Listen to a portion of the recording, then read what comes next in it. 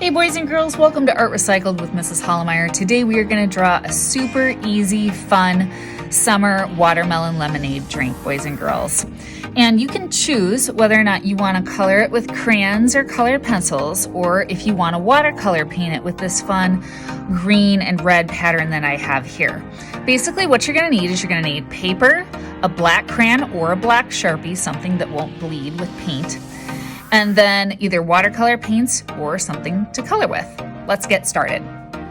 All right, boys and girls, to start our watermelon lemonade drawing today, I'm gonna draw with a Sharpie today. You could draw with black crayon if you don't have a Sharpie. Otherwise, it's always smart to draw with a pencil first and then trace over it with Sharpie or black crayon later. So I'm gonna start by drawing the straw of my drawing first.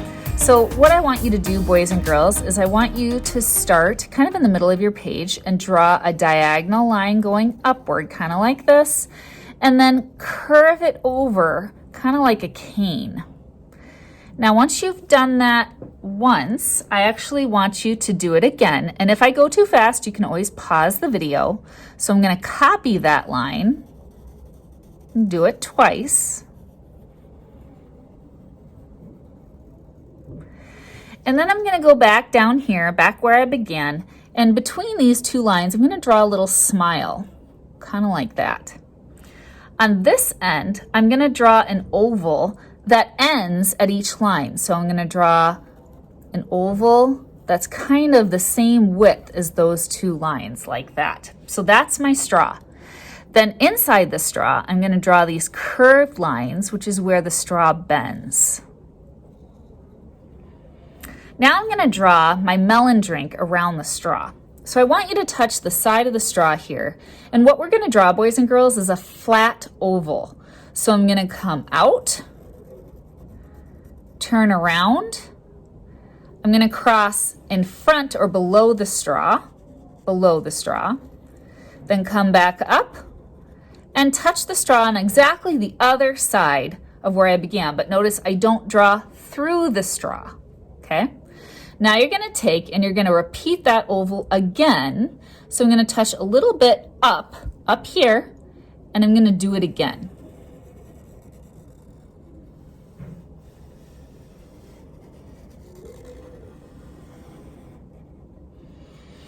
Now once I've done that, boys and girls, I'm going to draw the bottom of the melon around the top of the melon cup. So touch the very side of the rim of the cup here. So all the way over here, make sure you're at the widest point of the ovals. So this is the widest point here, not down here, not up here, but right here, right? The part where it comes out the furthest. I'm gonna touch that. And basically, boys and girls, what you're making is a big U shape. So imagine a big capital letter U below these two ovals, and then it touches back at the widest point where the oval on this side comes out the farthest.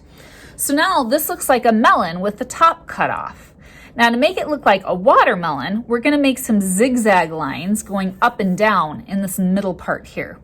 So I want you to make and look at the bottom of the melon, and in the middle of the bottom of the melon, make me a dot.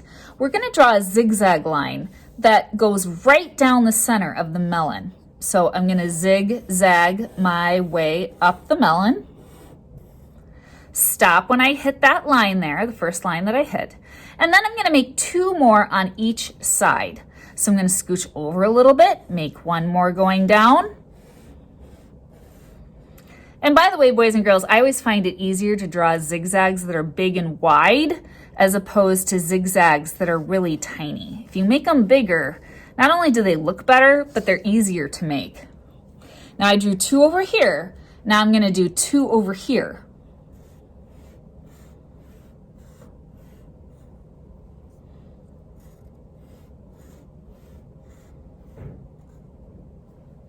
All right, so those are the lines of my watermelon. So now, boys and girls, the last thing I'm going to draw is the little umbrella that comes out of my drink.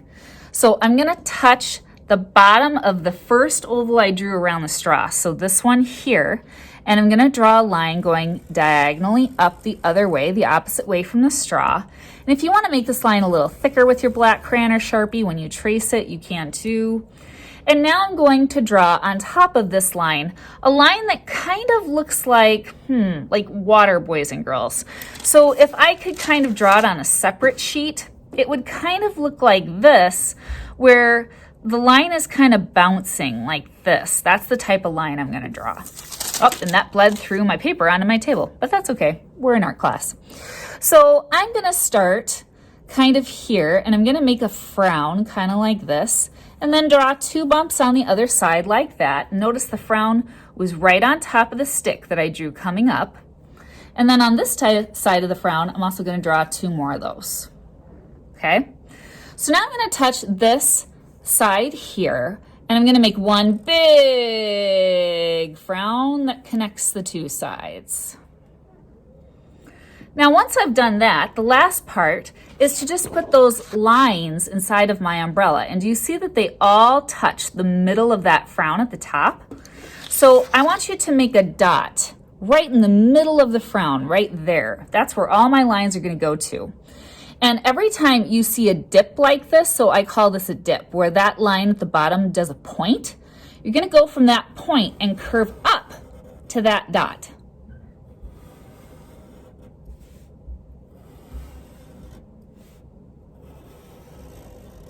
And we don't do the 2 sides because these 2 points, they have the sides going up. And there we go, boys and girls. My watermelon lemonade drink is now drawn. So now it's up to you how you decorate this. If you want, you can use your crayons, you could use markers even too. I like crayons or colored pencils better for this one. But boys and girls, you could pause the video and color your watermelon drink similar to the one I have here.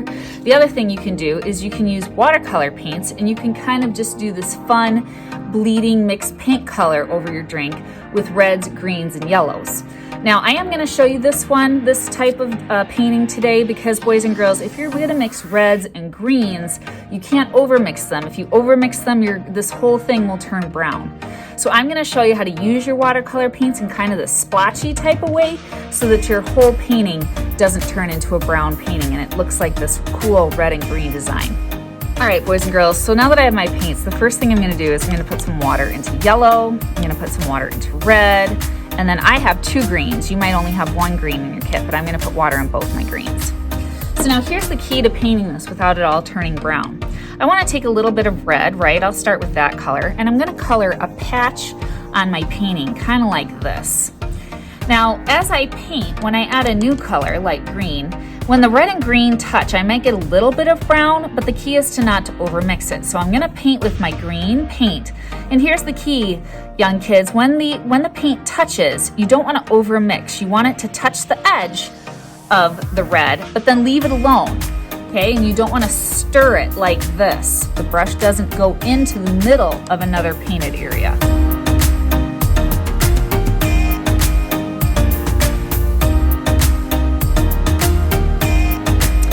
And there we go, boys and girls. Voila, my paint is kind of the splashy red-green, and there's a little bit of brown, but overall it looks like a really cool painted pattern.